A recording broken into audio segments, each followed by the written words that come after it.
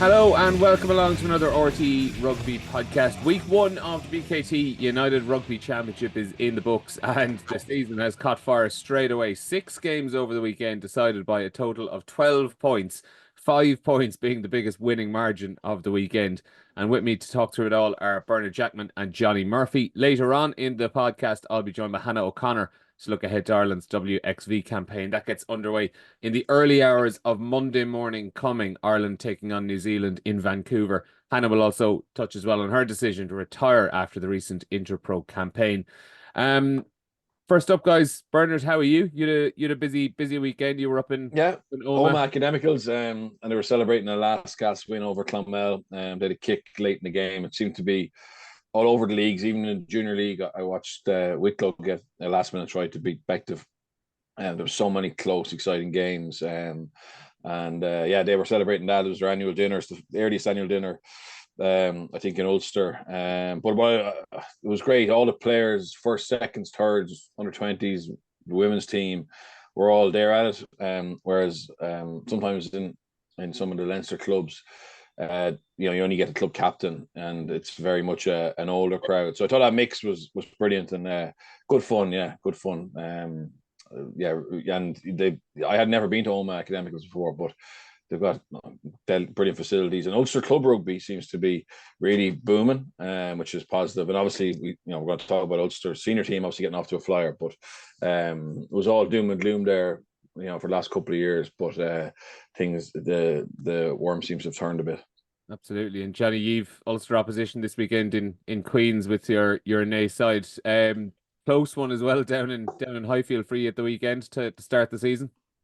Yeah, one that we probably looking at that it's the first time we've got a point down there since we played against them over the last number of years. So but we were 12 points up at half time. Felt we could have closed the game out. But they're a big, strong, physical side, and they're going to be thereabouts. So it's not a bad kind of marker for us early season as we kind of, our younger guys kind of get acclimatized to the AIL. We've got a couple of lads straight out of school playing and stuff. So in that Irish 20s mix. So, hopefully we can be, our league is a bit mad. So if we can be kind of 4th, 5th or 6th going into kind of closing rounds, be it, game 2 or 3, you could end up finishing second. So, it's just to stay in the hunt as much as we can. But yeah, looking at the AIL, as Bert said, Mary's first time up in 1A, there was a real tight game with Tarf,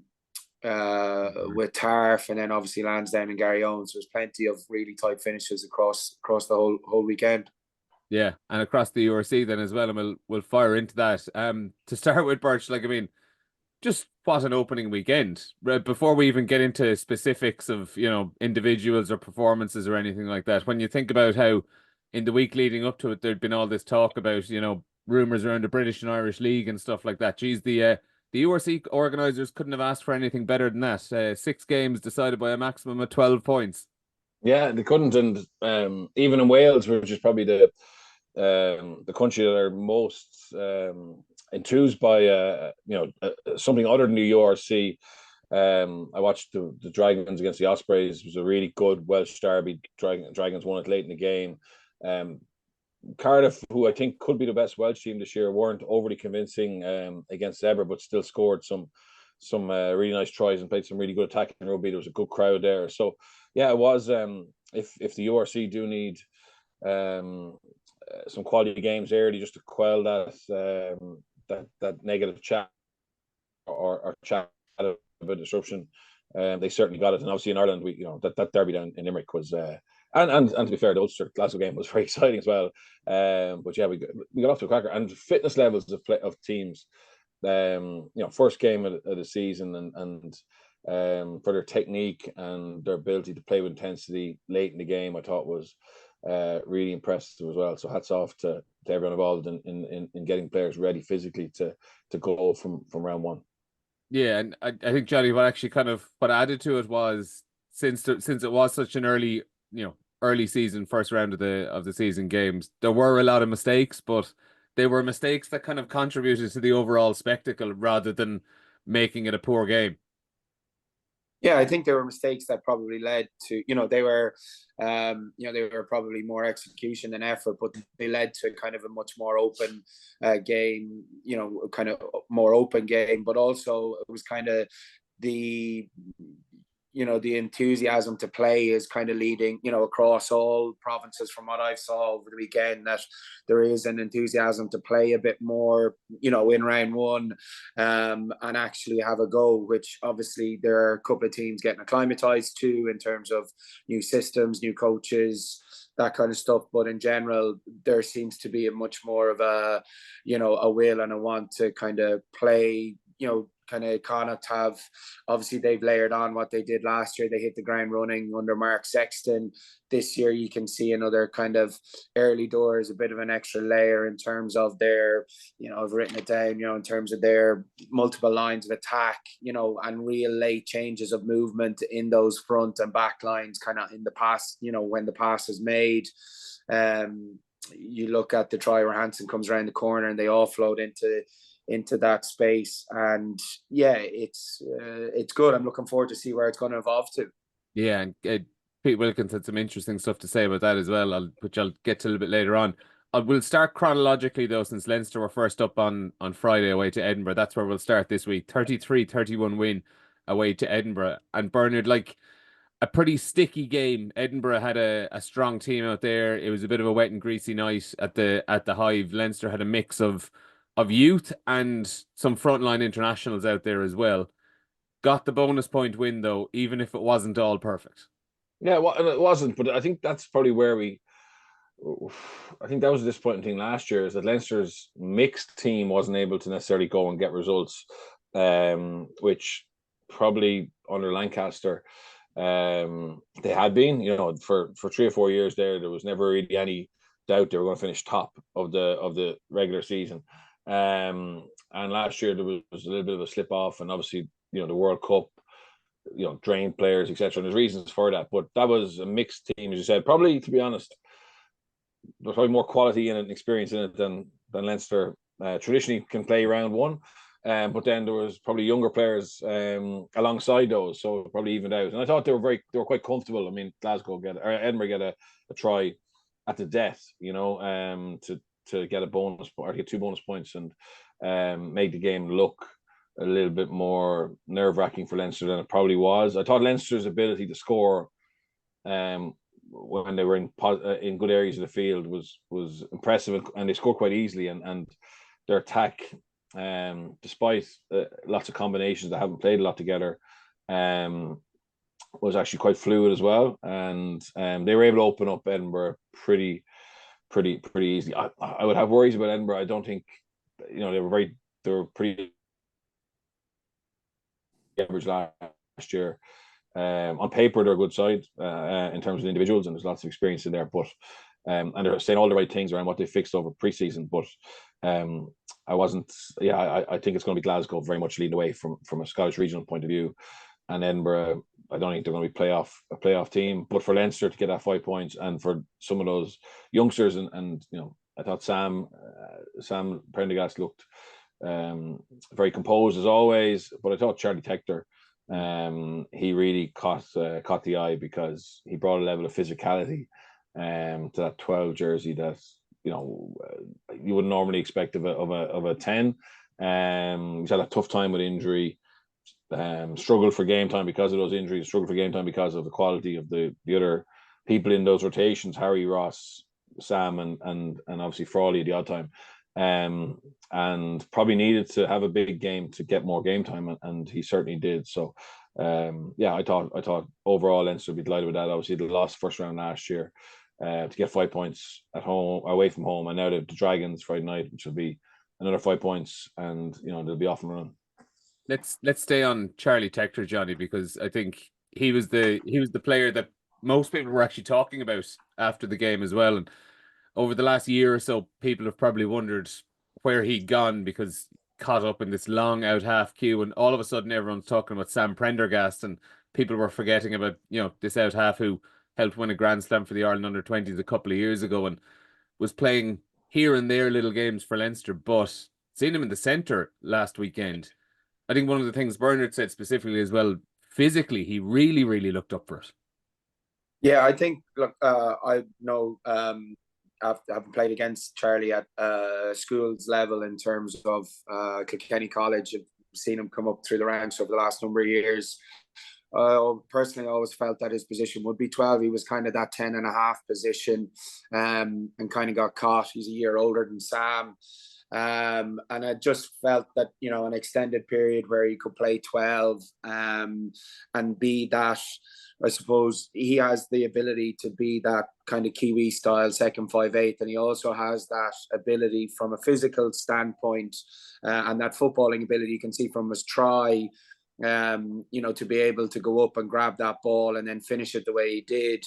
You know, I think he has an opportunity to really progress in that 12 slot and be someone that can also play ball as a, you know, as a second receiver, but also carry, but also his kicking game, given his experience at 10 as you know, playing all his underage rugby there. So it was great to see, and I think, you know, you see probably you know, what he's thought of within the group when Jack Conan name checks him a number of times after in his post-match interview around, you know, it's been a long couple of months for him, and you know how delighted the whole group is for him. So he's obviously someone that's really highly regarded within the group. So it's great to see, and it's another person within that pipeline that's coming through, and hopefully he can really kick forward now with a clean bill of health.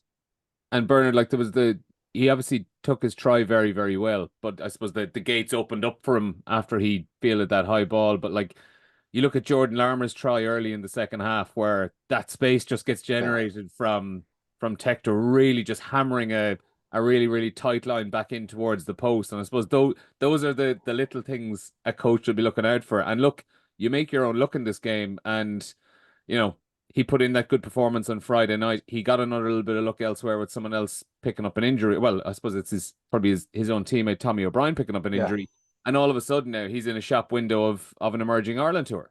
Yeah, and look, I think he always would have been someone that they were looking at for as an emerging Ireland possibility, and for sure it's his lack of game time and those injuries. But now he's got a chance. That's how quickly things can change. And it's like, you know, there's been lots of examples of just taking your opportunity, and for all he's probably someone else. The greatest example is Hugo Keenan back in 2020. Now, I'm not saying Charlie Tector is going to be playing in a Six Nations in a few months, but you know, 100%.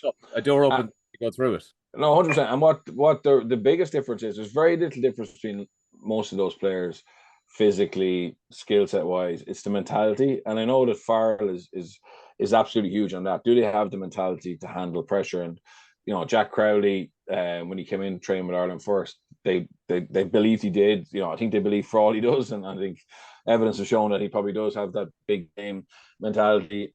And well, look, Friday night wasn't a massive match. There was a lot of pressure on Tector. There was a lot of pressure on him because, you know, it's very easy to get carried away or get caught up in the negatives of what happens if I don't play well here, and where's my future, and like, he will have seen the market has changed. He will have seen some players in the Leinster dressing room struggle to get, you know, contracts elsewhere, or end up in the MLR or whatever. So, you know, where they may have previously thought to get to the Premiership or the top 14. So the market has changed. So for youngsters now, when you do get that chance, you have to take it. And he can take huge confidence in what he's done. Now he's going to go down to South Africa. It's a different environment. It'll be brilliant for him. And and hopefully come back and continue to get little opportunities for Leinster and show how good he is. But I will see him at school level as well. There's never been a doubt that he's talented. Competition around you, you really have to take your opportunities, and Friday night was a big step forward for him. On the other side of the coin, then, Johnny, you've got someone like Tommy O'Brien who just can't catch a break every time he looks like he's coming into form. And it's just another little injury that's popping up. He scores his try on Friday night. He was getting his opportunity with emerging Ireland, and as he's scoring, the hamstring goes. Yeah, it's really frustrating. I really like Tommy O'Brien as a player. I think his power and speed, his finishing ability, he and his work rate off the ball is excellent. And yeah, but like, look, that's unfortunately that's professional sport. He has to get right. He'll have to get back. He will get opportunities coming into, if we can get that hamstring correct. We're coming into a period where there's going to be, games, around the autumn series and then into Christmas and stuff. So just needs to try and get himself fully right and take that opportunity. Hopefully he gets a second one but he is, if you're on that radar, that emerging Ireland radar, they're not just going to get rid of you off that. He's someone that is tagged and on that pathway. So he needs a bit of injury, injury-free time, and put a collection of and remember, we're in a Lions year, so everyone in those positions, there's going to be opportunities on the summer tour next year where the top, maybe I don't know, anything from 6 to 12 players maybe might be going on Alliance. So and then that opens a gap in an Ireland squad touring what we think is exactly Georgia in the summer. Yeah, exactly. So you have to be able to put a string of games together. And this year in particular, I know when I was playing, you always targeted to be fit for a really good chunk of this season, given it's a Lions year, and really impress throughout the autumn series, Six Nations, and then if you can put yourself in a bench spot for a province going into a playoff spot, you're going to be in the shop window for the international coaches, given there's so many guys away and guys who might have injuries. There could be 15, 16 frontliners missing a summer tour this year. Mm-hmm. And Bernard, final point on Leinster then, and I'm fairly stating the obvious in this one, but Jamison Gibson-Park's hamstrings have held up well over the summer. Yeah, absolutely. With the new shaved head, he looks like a new man. Looks bigger physically, but which obviously I don't know if he would, if he actually is. But certainly that injection of pace for his try was a key moment. And like, how good is it for Leinster to be able to? How good is it for Sam Prendergast to be able to play with him? You know what I mean? He is one of the best scrum halves in the world, and is absolutely key to how Leinster want to play. But for those youngsters, I thought the way Leo picked the team, and the combinations of experience and young talent was a really nice way for him to go away from home and have support around him, and it worked out really well for him. Yeah, Johnny, those games I suppose can often be overlooked, but when you, as Bernard says, like when you have the combinations where you have young players getting an opportunity to just partner up with a very, very experienced guy, like Conor O'Tiernan and James Ryan in the second row being another example. They're very, very good development tools. Yeah, and I think you look at, each unit within, being on the bench, they all had serious level of experience. James Ryan, Jack Conan, Gibson-Park, Ringrose, Jamie Osborne in the backfield. I know he's newly capped, but he has that, South Africa experience underneath his belt. So yeah, it was a really good, just a good opportunity for, guys like McCarthy and all those guys to get going. And then you have obviously the likes of, Cian Healy and, Somani coming off the bench, like it's not, it's, I'm big up to Cian Healy, like Birch and I both played with him.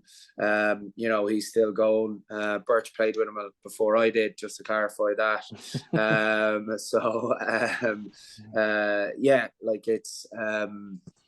It's incredible, his career and what he's given to Leinster. Yeah. And Ireland.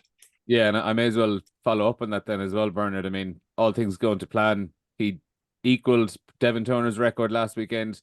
I would assume he's going to pass it at the Aviva Stadium this Friday night against the Dragons. 280 caps. Throw in the 130 odd games he's played for Ireland. You're up above 410 games of professional rugby, of top level professional rugby.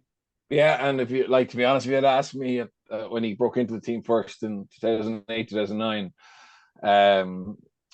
would he have a long career? I would have said no chance. Like he didn't look after himself that well early doors, but afterwards, obviously, to get to that level, obviously genetics play a huge part in it, but he also became a really diligent professional in terms of his rehab and prehab. Now, look, I'm not saying he had a bad diet or was a big boozer and that, but he used to go.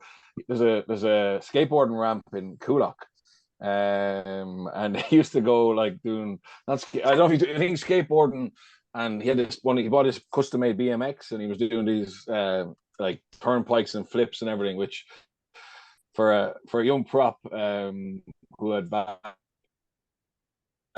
ankles, wasn't probably the most logical thing to do. But the great thing about, I think, part of the reason he's been able to go on this part of his professionalism is I think mindful. You know what I mean? He about the game. He does his job incredibly well. He knows his detail, and then he's able to switch off. You know what I mean? And I think that's something that for players, it's the mental wear and tear that can finish people's careers. But Keane's had that balance right for a long time. So fair play to him.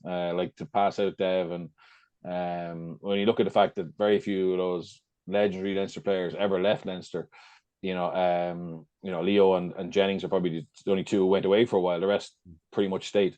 To be the most capped player for Leinster is a serious achievement.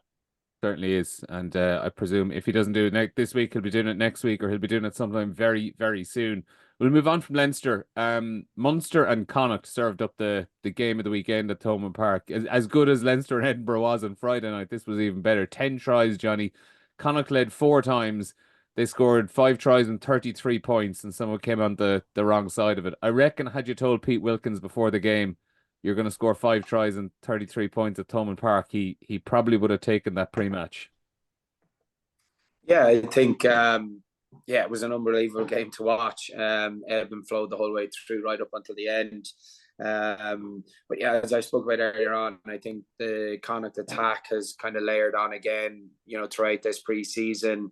Under Mark, I'm really looking forward to where it can progress. You look at the try for Ioane when they, in the 22 where they come around the corner and Mac Hansen gets the ball away. And then Ioane kind of offloads the ball, and then they score. Jack Murphy scores. I think that that their lines of movement there in play in such a tight area of the park were incredible to watch, because their movement on the ball and off the ball, like when the ball is in air, is exceptional, and they completely it's really, really hard. Even if you're running a soft defense or blitz defense, it's really hard to pick those players because the movement is just perfectly timed. And then I think what an introduction for by Jack Murphy in terms of his break off the scrum, goes inside KC. Yeah, I just think in general they're you look at on paper what they have, and you look at how they play, a bit like Ulster. They're the sum of their parts is definitely greater than the whole, but they're a brilliant team to watch. And Birch, I was doing Connacht's media yesterday, and some of the quotes from Pete Wilkins made me fairly excited actually about like what's to come from Connacht this season. Look, they could win or lose a lot of games, but ultimately it's about like what you're seeing as a spectacle. And he was asked about giving the players like Mac Hansen, like Josh Ioane, the opportunity to kind of take the game by the scruff of the neck if they see it. And he said, it's about making sure we get the balance right between the flow and the shape of the team, but also making sure all of the players are empowered to see something and just go for it. You saw some lovely examples, particularly for Mac, in terms of just trusting his instinct and breaking out of team shape at the weekend, and it's getting good returns. From a coaching point of view, it's getting a balance, knowing that there's a team flow, that there's shape, but that within that framework, those guys have the license to pick off the moments and express themselves. And, when you have players like Mac Hansen, Josh Ioane, Santiago Cordero on a back line, like there's so much scope and so much opportunity for what they can do if a game becomes a little bit fractured. Yeah, I think it's also, so Neil, I think it's one thing for Connacht to get those players in the rosters, the Corderos, the Mac Hansens, etc. But then it's actually, having the bravery to select someone like Ben Murphy. So Ben Murphy didn't get a huge amount of opportunities in Leinster, or when he did get to play, it was probably in a fractured part of the season where, you know, Leinster are putting together a team as such, and they probably don't get a huge amount of time to train together, or he didn't get a huge amount of reps. Whereas obviously in preseason, he's probably been in and out of that starting rotation quite a bit. He's blown them away. I mean, you know, the chat after mirrors what I've been hearing during August. You know, that this fella has come down here and is laid down a marker. Incredibly fit, very good pass. But that ability then to draw on defenders like we saw for that Ione break. I mean, just scooting out Ione again. How many tens will run that line? I mean, that's a line you expect a centre to run, and then obviously once he gets through that first line, like all good Kiwis, particularly an All Black, even though it's only one cap, you know, he has the composure and skill set to draw and give. So that was really positive for them. And as I said, Wilkins, I think at his core, he's kind of Connacht's way forward, or Connacht's DNA will always have to be, you know, play with speed, be a little bit unpredictable, but what you need is those structures and systems in place to give you those opportunities. And I think we saw a really good balance of those. They'll be gutted not to have got the win, but certainly going back up the road to Galway with 2 points, and like elements of their performance will have got them very excited about what's ahead of them. And it was needed because, as I said, the end of the season on a bit of a downer. Some big name players were leaving. There's probably, you know, it's probably working under a smaller budget. Ione coming in, and obviously it was unfortunate JJ got injured. But that could be a real boost for them. You know, he is a different type of 10 than JJ and Jack Carty. And I think we saw a lot the other night. I know he'd be gutted with that kick to touch, but at least he was pushing and trying to get his pack, you know, 5 meters out. Yeah. To Haiti knocked in. So very, very positive start for Connacht. And Munster, to be fair, like without playing well, they showed the character they needed. Sorry, they played well in patches, but without being dominant, it's an ideal start for them in terms of the result. Yeah, and oh, go ahead, Johnny. Yeah, no, just on the thing you mentioned, Wilkes, what he was saying about you know, the players kind of taking the opportunity. Birch set up a kind of group call, or there was a call seminar with Andy Friend early in the week, and there was just something interesting about Andy Friend that he said that was actually led by Pete while he was there, and that was the one he was asked, did he want to extend for 5 years, and he's telling this story on the call, and he said, you know, he went back in on the Monday and he said what my legacy here will be, and it's led by one of the big things that Pete wants is that allowing players be themselves. And I think obviously, you know, having heard that, and then in the same week what you just said, what said yesterday, and it's clear that the environment is a place where players, regardless of, you know, where they're from, who they are, what they like, that they're allowed to be themselves within that, and they play obviously within that framework that allows them to take that. So it's just a clear kind of, you know, an environment or a culture or whatever you want to call it. Different people have different words, that, you know, they're actually living that off the pitch, and then on the pitch they're bringing that through as well. It's just something that, you know, when you put the two together, it's obviously a really cool environment to be in. Yeah, it's good to see it's not just words at a press conference. There's obviously some proper meaning behind it with the team. The important thing, obviously, for them now, Connacht, Bernard, is like they put in a good performance. They got 2 points out of the game, in fairness, which could be 2 valuable points at the end of the season. But they had a habit last season of putting in really, really big performances in interpros, and sometimes not getting the result, but putting in big performances in interpros and finding that emotional pitch, but falling flat the following week. And they're bringing a Sharks team to Galway this weekend who didn't have a good URC season last year, but won the Challenge Cup, are fully up to game speed through the Curry Cup, which they won last weekend as well, and also have added a lot of power over the last few months as well. Like, you look at the squad they're bringing over. Granted, they're missing Springboks, who are away in the Rugby Championship at the moment, but Trevor Enyakanya's there, Intutu Mchunu's there, Jason Jenkins, Andre Esterhazen, the Chichuka brothers, Ethan Hooker's in there. Like, that's a strong travelling squad that they're bringing over to Galway. Yeah, look, on paper last year, they were probably, and in terms of what happened on the pitch, they were the most disappointing team. I mean, it didn't make sense how poor they were given the roster they had. They've gone again, and they've gone very strong in terms of their ambition. Obviously, they're probably the most well supported financially South African franchise.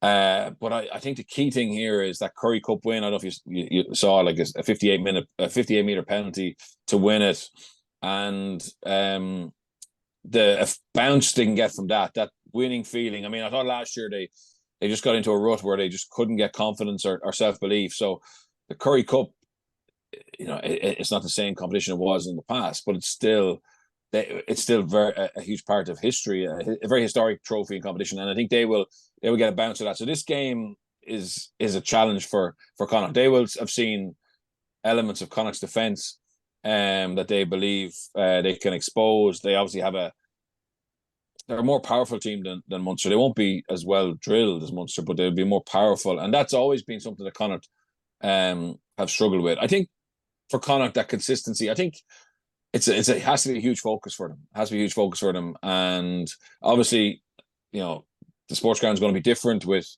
the Clan Terrace, out of action and how that affects the home performance or the away performance is going to be interesting. But I think this is a big test. If Wilkins can get a win and another positive performance, they can really kick on. Whereas a loss to the Sharks will kind of put everything back in question again. So it's really important that they go. I thought someone who actually could be a big part of that consistency is Josh Murphy.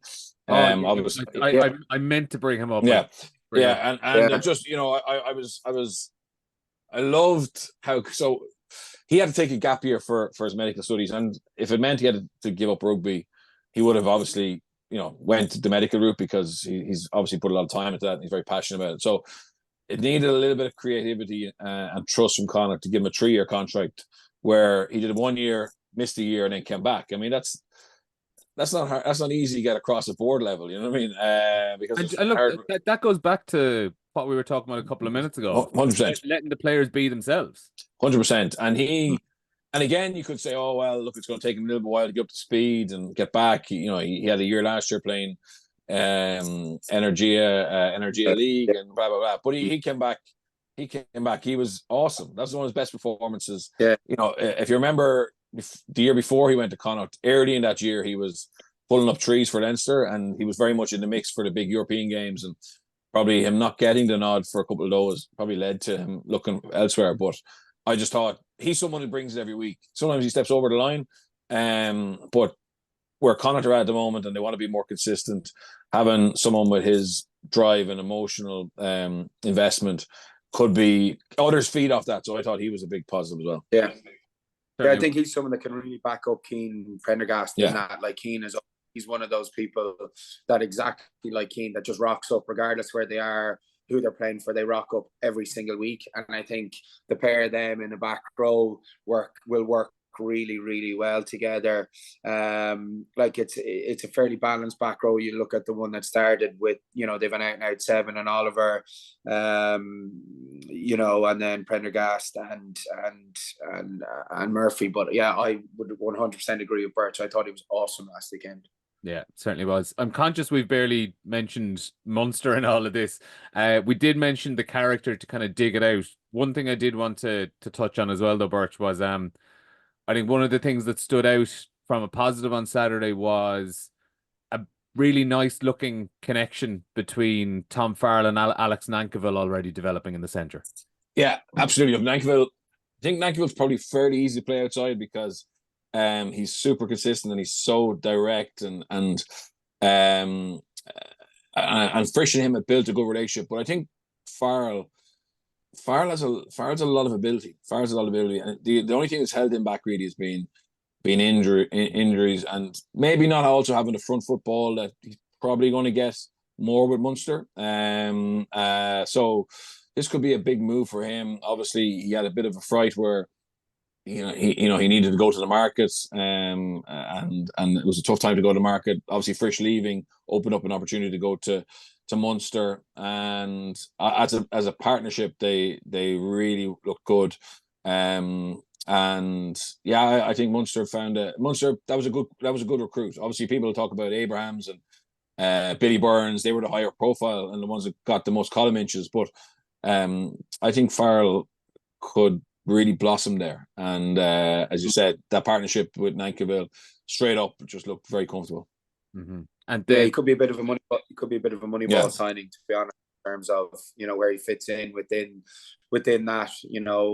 Their back three. Obviously, Haley's hitting a bit of form and has towards the end of last year as well. He's back to where he was when he got capped, and I think that he can fit into that system really, really well. And then in a weekend where there were a lot of young players across the board popping up with big moments, let's talk about Tony Butler coming on. Billy Burns gets his injury. Doesn't look like it's going to be too serious now. He's still not ruled out of this weekend, but if he is unavailable, Tony Butler is likely to be getting the start against Zebra away this weekend. But to come on in those last 20 minutes, Johnny, and there was, like, I think Graham Roundtree said as well, there's still stuff to work on. There was a tackle that slipped off there in the lead up to one of the tries, but for a young out half to step up over two really, really high pressure conversions, particularly the second one just a few yards in off the touchline, to go ahead with 10 minutes to go, absolutely held his nerve and sank them. Yeah, it was really, and he didn't shy away from anything in terms of when he got on, like they're in a position that they had to go win the game. I think Coombs's try is kind of Munster in full flow at work, in terms of the ability to move the ball to space and the power and the offloading, they get in behind, and then someone like Coombs is just so hard to stop. But to knock those two kicks over shows a lot of bottle for a young player, and it's great to see. And I think they closed the game out well. There was still a fairly significant amount of time there where they had to get to that final whistle. So yeah, it was good. And like anything, someone like that, yeah, you're going to fall off tackles. You're going to have to get acclimatized to the speed and I suppose the pressure at home of what was a fairly very high tempo game. So but yeah, I think the confidence that he can get and also build up his mentality from a kicking perspective is huge. It's funny you mentioned Gavin Coombs' try there. I'd advise anyone to go back and watch the match and look at the one of the replays of Gavin Coombs' try, where you can see him charging down on Santiago Cordero. And I have never seen a player. You can see the moment in his eyes where he's questioning all of his life's choices. He's about 3 yards away from the line with Gavin Coombs bearing down on him. He was never going to stop him. Listen, we are running out of time. We do want to get to Ulster though, and what a way to cap off the weekend. A brilliant weekend of games. An 85th minute try against the defending champions for Ulster to snatch the win. And of all people as well, Dave Shanahan, someone, Bernard, who's been there through thick and thin with Ulster down the years and probably hasn't really had his moment down the years. But what a moment, not just for the try, but changed the game when he came on in the second half.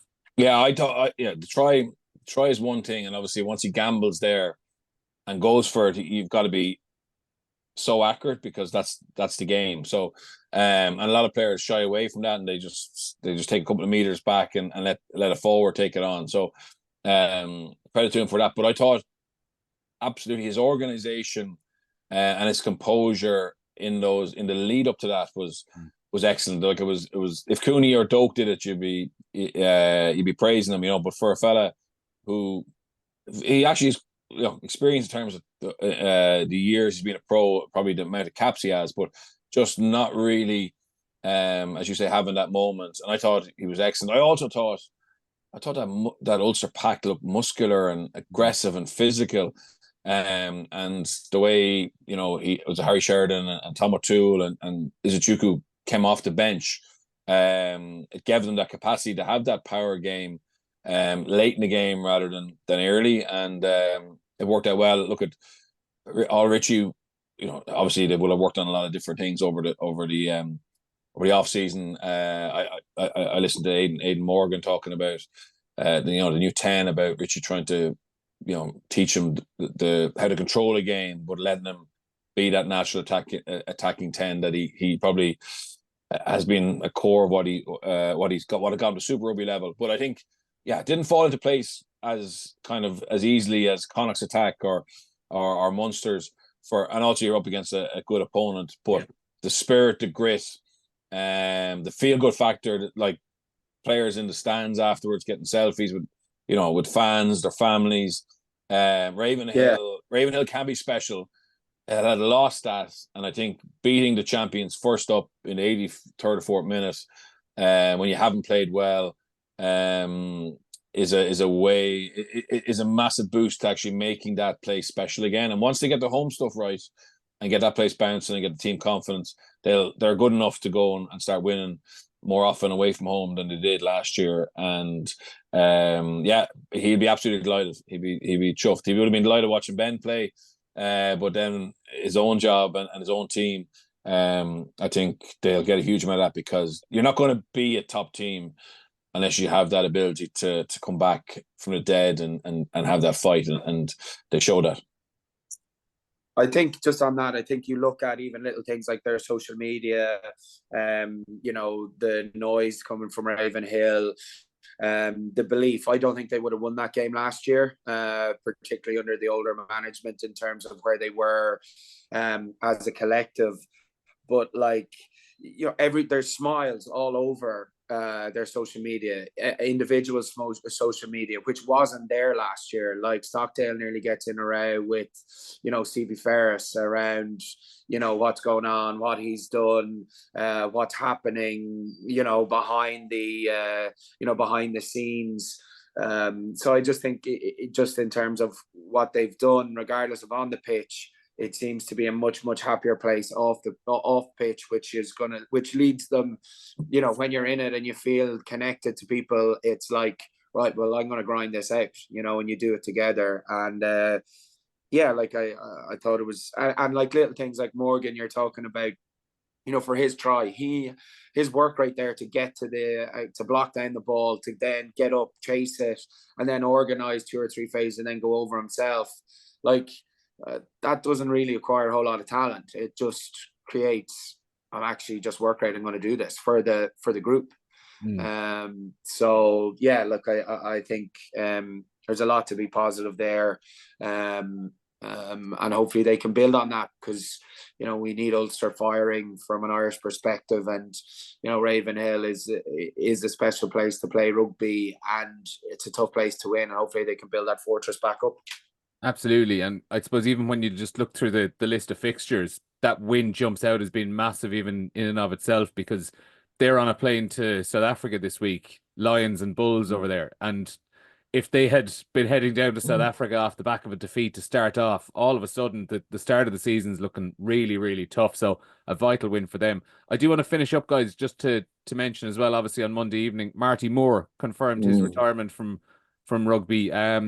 10 Ireland caps, could have been even more. You look back at 2022 when he was probably playing the best rugby of his career and had got into that Ireland A squad in November, and all of a sudden does his ACL in January. And he's obviously had a tough time coming back for it. Got some games in last season, but he's made the decision to retire. He says to prioritize on his mental well-being. It's tough to see a player like that, Bernard, retire, but you'd have to wish him all the best in the future, and he's got a hell of a career out of it.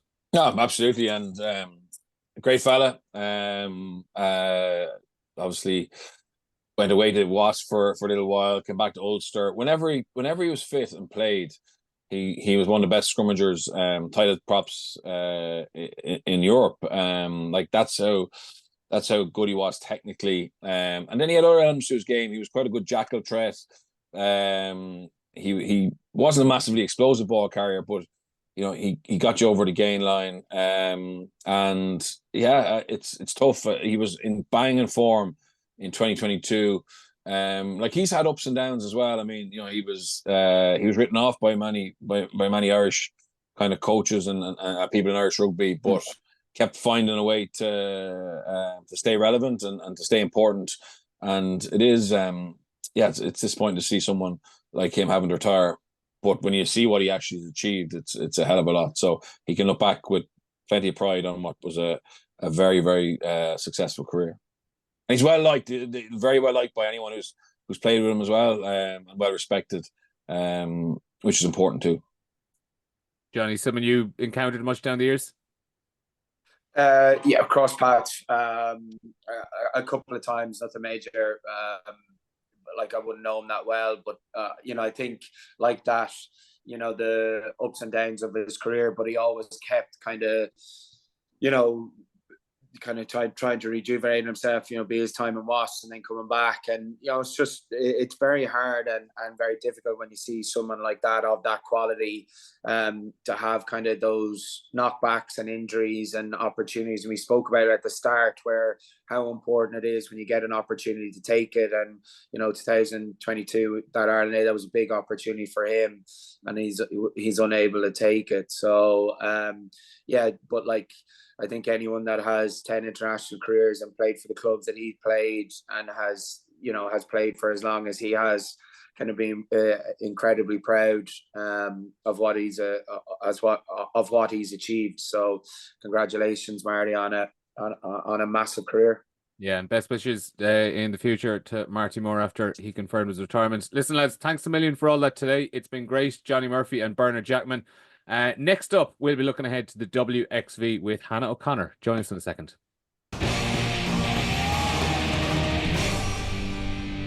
Now, I'm delighted to be joined in this part of the podcast by former Ireland and Leinster back row / second row Hannah O'Connor, who recently confirmed her retirement, a veteran of 21 international caps. And in a few minutes, we'll look ahead to Ireland's WXV campaign coming up. But first of all, Hannah, thanks a million for joining us. Congratulations on the retirement. Congratulations on another Interpro title. How have the last couple of weeks been now that you're no longer a provincial and international rugby player? I know. Thanks for being Neil. Yeah, thanks for having me on, first of all, anyway. Yeah, it's been, I suppose, a whirlwind last few weeks in particular. I suppose being back to the day job of school, things have been 100 miles an hour anyway since September and since school kicked back. So that's been a nice, grounding anyway for me. But no, it's been great, as I said, to finish with Leinster on a high like I did, managing to win the Leinster Interpro title again with the girls was brilliant. It was a great way to finish it. Obviously, would have preferred to have been on the pitch myself, but injury decided that wasn't to be the way. But the girls played an absolute blinder, and it was a cracker of a game up in Kingspan against Munster, and I suppose a good advertisement for the game as well, and the style of rugby that we were playing. So that was always very pleasing on the day. From an Irish point of view, then yeah, look, I suppose if you had told me like whatever 10 years ago when I probably started playing rugby, around that time, that I would have gone on to play for Ireland 21 times, it would have bitten your hand off if you told me that it was a possibility. So it was something I suppose that I had hoped would have a chance of happening, and for it to happen on 21 occasions, yeah, it's something that I'm very proud of. It's a bit surreal still looking back at it at the moment, but yeah, no, something that I'm very proud of, and definitely will cherish the memories of everything that went on. So yeah, bittersweet, but have to kind of look at the upside and the positive bits that went with it though. The statement yourself and Leinster put out after the Interpro final confirming you'd retired, one of the things you said in it was you knew earlier this year that this was going to be your last campaign. What was it that kind of forced that decision to you, and were there any stages along these last few months that you kind of thought, oh, do you know what, maybe I could push it out another year, or I could try get to a World Cup? Yeah, I suppose I did know earlier this year, like probably during Six Nations, probably coming towards the end of Six Nations, that it was probably the right time for me in kind of many levels. I obviously had the disappointment of missing out on the WXV threes that the girls played in this time last year, I suppose, and that would have been a big goal to try and get part of that squad, but it wasn't to be. And I was delighted then to make it back into the Six Nations squad and to kind of push and kind of prove to myself that I was still able to, mix it with the girls in there and be able to, get my starting jersey against the French match, and then manage to get another cap playing against England. So I suppose it was a great, for a team perspective, how the competition went, but for me, I suppose it was a bit disappointing not to feature more, or kind of have more of an impact, I suppose, on the pitch as you'd like. Obviously, you still have to play a big role off the pitch and getting everybody else ready, but I suppose on pitch, I probably would have liked to have been able to contribute more, but it wasn't to be for me. So I think I probably knew around then that it's just probably harder and harder to juggle with work and the full-time aspect of most of the girls, which is great that it's going in that direction. Most of the girls now in there are full-time, whether it be within the centralized program or whether it be kind of over in the UK as well. So it's kind of harder and harder to balance that outside of work stuff, even though work have been very, very good to me. So I think I kind of knew between the two that the time, to enjoy my time with it there. And I suppose Leinster going hand in hand, I would always have seen Leinster as, a massive stepping stone and a huge part of my journey to get into a green jersey. So I think, having made my mind up probably in terms of Ireland, the Leinster side of things, I said, you know what, would love to finish it on a high and finish it with going back to back for those, and to manage to do that was great. I suppose I suppose the two come in hand, and the time that they take up in your life, and that they give them the energy that you give them. I give it 110% to both of them. So to be able to kind of have a bit of time back, I suppose, to focus a bit more on my day job, but I suppose my summers and my time to myself back a little bit is just probably a part to play in it as well. So there's a mixture of all those things combined, I think. For the international part of it, was it pre or post Six Nations when you decided that would be the last campaign? Oh, it was definitely post. Like, you wouldn't have made that. I don't think you could go into it at the start of a campaign saying that this. I don't think you could go in that way. It definitely wasn't in my mindset. Like, I would have loved to have played on for as long as I possibly could, but then kind of coming towards the end of it, it just, I suppose, didn't work out the way I wanted it to work out on a personal level, despite it being a brilliant campaign for the country and for the girls. It was fantastic. Like, the outcome that we got in birth qualification for WXV1 and with the World Cup as well, it was top notch. Like, you couldn't have asked for more. But I suppose, yeah, on a personal level, I felt that I could give all that I'd given to it, and probably time to step aside from that level in it. So yeah, that was kind of definitely after, no, not before. Yeah, but I mean, like, with hindsight, then having made the decision, I know, like, your last Irish cap comes against England at Twickenham, against the Red Roses. I know that the result obviously was a very, very big defeat, but I mean, if you're talking about how to sign off an international career, like, how often how often will Ireland have played England down the years at Twickenham? That was surely a great moment to be involved in. I know the result obviously was a tough one on the day. Yeah, it was a class showpiece to be involved in. There's no doubt about that. Like, and just like to see the absolute hordes of people coming into Twickenham on that day when the bus was coming in. I think most of the girls probably were a bit, at that, the sheer mass of people that were entering the stadium as we were on the bus, which was just class. It was just something that you soak up and you'll remember for a long time. Like I said, the result definitely we weren't there to just take part in the showpiece. We would have obviously hoped to have a better performance on the day, but it didn't quite go for us on the day, and they were red hot on that day. So we took the defeat that day, unfortunately. But yeah, look, as things go, as a way to finish it off playing in front of that many people, it is something. But I'll definitely always look at it, probably the worst side of it, to be honest, in terms of that match. It's definitely not one I want to remember in the memory, I'll say. Yeah, well, then we'll go over to a more positive one. Well, I say bittersweet actually, obviously the Inter-Pro final, which you missed, but to be able to sign off to be able to walk in with a pot into the changing room afterwards was obviously a lovely way to put a bow on things. Yeah, it's class. I said I've always enjoyed my interprovincial rugby. It's, I think, probably the window that it's played in. It's normally a summer window, so it's like literally the time as I associate with my summer holidays and being off work and being able to go full-time rugby. So it's kind of a time that you're off club as well. So the way it's worked, you kind of get to totally immerse yourself within the provincial system for the summer and kind of just play. I suppose I think I probably always played nearly some of my best rugby with Leinster over the years. Luckily, just the brand that we play, and I said Tanya Roster being instrumental in that, and coaches we've had over the years is playing in that Leinster way of rugby, the style similar to the style that the men play, in terms of that just flowing rugby that everybody can play in the different positions, and just being able to play that expansive rugby. It's exciting to play. It's kind of it was a nice way to end it. As I said, I prefer to be on the pitch, but the girls did a blinder on the day to get the job done up in Belfast. So yeah, I was happy out. And you, like you said earlier on, obviously part of the decision for retirement was you could see the amount of time the other girls were getting, the people who were on the contracts and were training day in, day out. I know a couple of years ago, obviously you decided not to take up a contract because you have your day job teaching and you're kind of focusing on that. But when you were on the few times a year, then when you were coming in and out of the camps to be involved, could you see the development that was going on? Like, could you see a jump in a player from maybe a couple of months apart that they were getting because of what they were getting day to day? Yeah, probably more so over the last year or so, because the numbers within the centralized program have grown. It's a good complaint. Like, obviously you'd like for myself to be on the other side of it, but it just wasn't. You said it wasn't conducive at the time for a lot of us who were, offered the contracts at the time. But it's a growing thing and it's changing all the time, and it has gotten better and improved over time. And the group that they have in there of the girls, along with the coaching staff, is a perfect blend. And yeah, you would see a jump definitely in the improvement in players, just in terms of, it's probably in the girls, I'll say it as well, it's that ability to recover probably more than anything, is to be able to go back to back sessions and do your pitch session, do your gym, and then get your recovery in, rather than having to worry about kind of getting work done or going back to work. So probably from that point of view, yeah, you probably feel more recovered as an athlete, more than your rugby abilities per se have jumped. But yeah, there's definitely improvements, and the group there's a core group of them there, been together, you're in together kind of day in and day out, definitely helps in terms of making a more of a cohesive picture to it. So it's a good complaint, and it's not something that I would begrudge at all. you know, it's the way you want to see it go, and you want to see the same opportunities afforded to the women as the men have. So it's definitely going in that right direction. So it's brilliant for the game. And this was a question I asked. We were out doing media ahead of the Australia game a couple of weeks ago, and it's something I asked Dervla Nicavord about how excited are you about what is to come with Irish women's rugby, given what we've seen now in the last 12 months and the jumps that have been made and the younger players coming through, and also how much is there a little, just the tiniest little hint of jealousy? God, if only that was there when I was 22, 23 years old. The opportunity to be a professional coming out of college or something like that.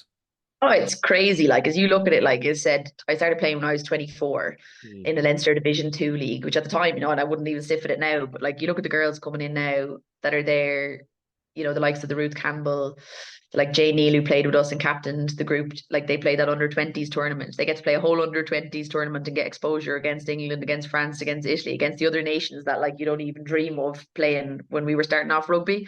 So yeah, just the exposure that gives them to like that test match rugby and that international feel for rugby, that when they come up the ranks, it's not as overawing to them, it's not as daunting. They're playing against their same age level the way up, but at a way higher level and a way higher spec of rugby, and the coaching that they're being exposed to is way higher, and the environment just of that professionalism and what it takes to be a kind of an elite athlete is just years apart. So yeah, of course it's like you're like, God, I'd love to have that when we were growing up and when we were getting started in the sport. But like it just shows you how far it's come, even over the last, as I said, 3 years as such is huge compared to the way it was probably even when the contracts first came in, even the jumps that have been taken to put the pathways in place.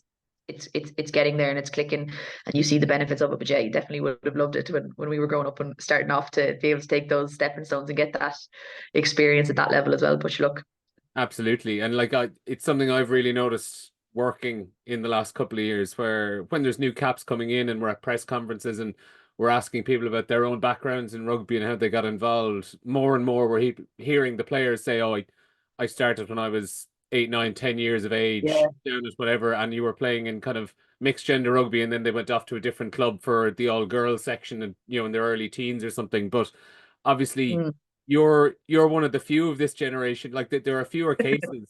vintage, I remember, you know, in the mid-teens when I was starting out in journalism, and most of the players you'd speak to were like yourself, where started playing rugby in late teens or early 20s.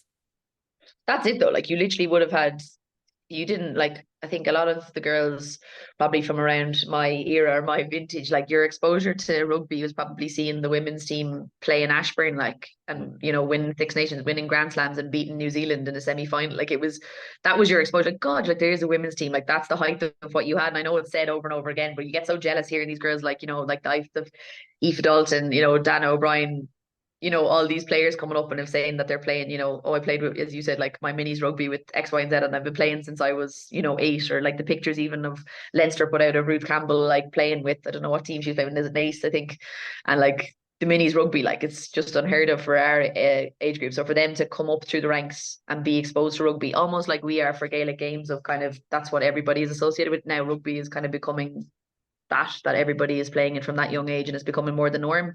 So it can only mean growth and development down the line, and it is starting to pay off as you see those young girls coming through and earning their first caps there, even as lately as the Australia game as well, which is brilliant. Moving on to the WXV then, and the current team and what we're to expect over the next few weeks.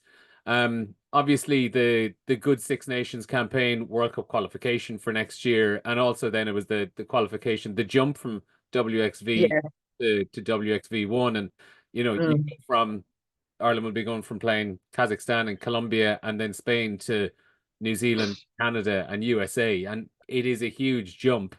What do you think this Ireland team can look to get out of these next few weeks? Because I think realistically, I think a lot of people would probably look at Ireland against New Zealand this weekend and say, you know, a win realistically is probably beyond what Ireland can hope for. But what can they get out of it? Because I think we saw in the Six Nations with the games against France and England where obviously results didn't go to plan, but they were able to recover and use those towards building performances over the course of that tournament.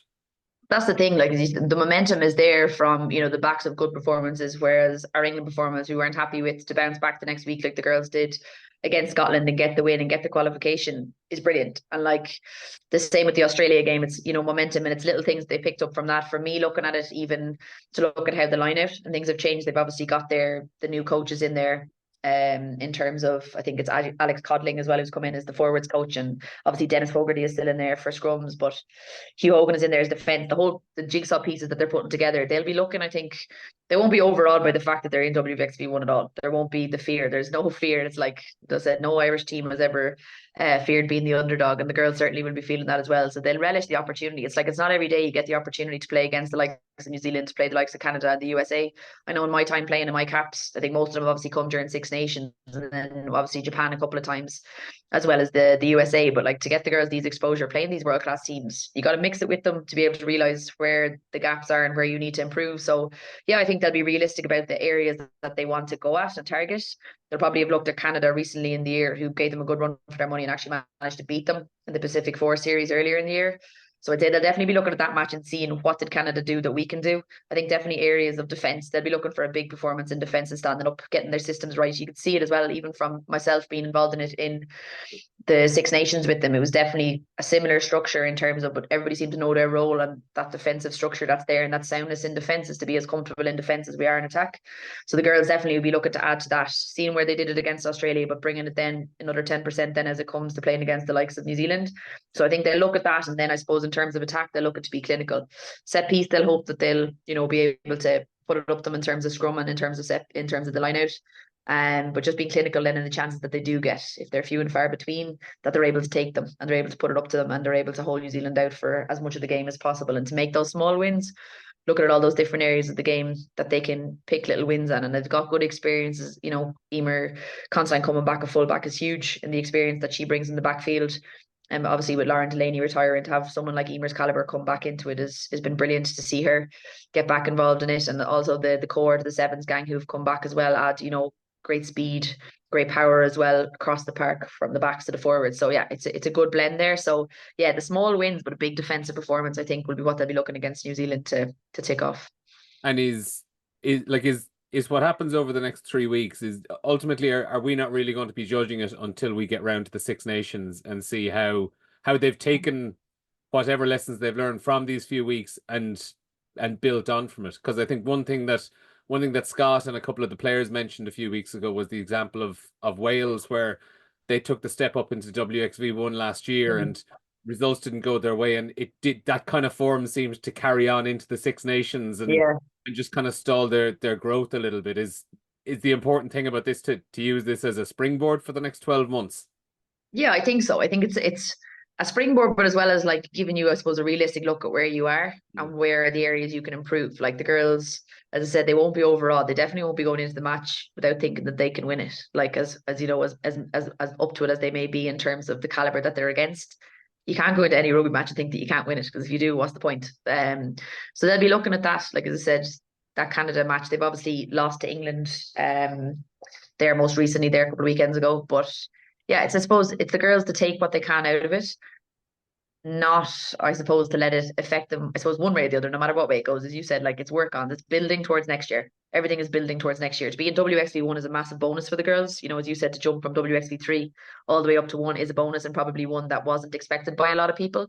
But to make that jump, it's got to make the most of it now. You're playing against the best, test yourself against the best, see where you're at, see where you come out, but see where you can fare after that, then what you can take from it, how you can build from it, and go from there. As I said, yeah, looking into the Six Nations, then I suppose next year will be a big part of it. But yeah, they won't be overawed by the challenge of it. I think it's probably nice to start with New Zealand straight off the bat, see where you're at. A good crunch of a test to start going into it. But yeah, looking forward to seeing how they fare against them. And then, like, also as well, part of it as well is in 12 months' time, there is going to be a World Cup, and you could have a New Zealand or you could have a Canada in a pool. And wouldn't it be nice to go into a game like that in 12 months, not experiencing it for the first time, which the vast majority of the squad will not have played Canada, and I'm pretty sure all of them wouldn't have played, or I think all but 2 of them played New Zealand as well. Yeah, exactly. There's a big, like, as you said, that in itself will stand them in huge stead. Like, going forward into next year and having a different caliber, as I said, like even in my time playing, you're generally speaking, we've obviously increased it and having tours to like likes of Japan and having test matches in November, but to have the likes of Australia come to our shores, to be able to go over now and play these different oppositions, to give you different pictures. It's a different style of rugby. It's a different, same game, but different opposition. And yeah, it's all building towards World Cup. There's no doubt about that. The girls will very much I'm sure they'll have their goals and their KPIs set out for what they want from these 3 games. They won't look past the New Zealand game this week, but they will have certain goals that they will be as their non-negotiables of what they will put up. But yeah, it will ultimately all build, I imagine, towards down the line, a year down the line, when they're having a World Cup to play for. On New Zealand more specifically then, like what would they be showing that Ireland wouldn't be seeing week on week in a Six Nations against teams they're more familiar with? Yeah, I suppose it's that kind of, it's the Southern Hemisphere style of rugby you'd see with the men. It's very similar with their women. It's that the Blacks will live off chaos. They will live off they have so much experience mixed there. I think they managed, such was their experience, and they're kind of blending over the last few games, I suppose, building up to WXV ones here, blending that mix of youth and experience in their backs. Like they have, it's just that, I suppose, it's the same way you'd see their men do. It's like they will live in the chaos and they'll probably benefit off it. So any loose kicks, any scraps, any knock-ons, they will just play it. Like they didn't obviously fare too well against England, but the tries that they scored were pure, pure pace, pure off the cuff rugby, some of it. So that's what they'll bring. But as well as that, they bring a serious punch. Like they're probably similar to what the girls will play in terms of England, in terms of the size of their props. They also have wingers that look like they could be props, such as their power.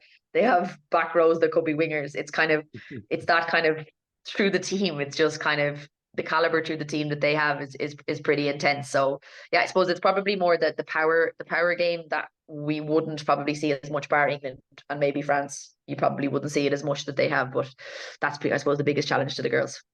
So it's New Zealand up first. That's I believe it's 3 a.m. kickoff Irish time, a Sunday leading into Monday morning. So 3 a.m. kickoff Irish time Monday morning. Then the following weekend is Canada and then USA. On the USA one, so USA are a more familiar opponent to Ireland. Just down the last few years, 2022 November, Ireland would have beaten them 2010 at the RDS. How far further down the line are the USA since then? Is that a realistic, winnable opportunity for Ireland in this campaign? I think so. Like, I definitely think that they will be probably looking at that game, and I suppose it depends how Canada fare in their first game as well, because they obviously that was the first time they beat New Zealand back in May when they played in that Pacific Four. So yeah, like definitely those 2 games are 2 that I suppose anything could happen. But USA particularly, USA have been kind of hit and miss over the last few years. Their results kind of ebb and flow. So again, it depends, I suppose, how the earlier stages of the tournament go for both of those teams and how it goes for the girls to see how they fare. But no more than that, they'll be definitely looking to get certain things out of that New Zealand game. They will fancy themselves. As I said, the girls' tails will be, up because of the results, but they will be realistic about what they can achieve from it. But as I said, they're not going to be going into the game thinking that they can do anything but win, because there's no point in a rugby game trying to do that. So you're already lost if you go in with that attitude. But yeah, I'm interested to see how it goes, especially over the coming weeks, as you said, how they fare against the other opposition as well.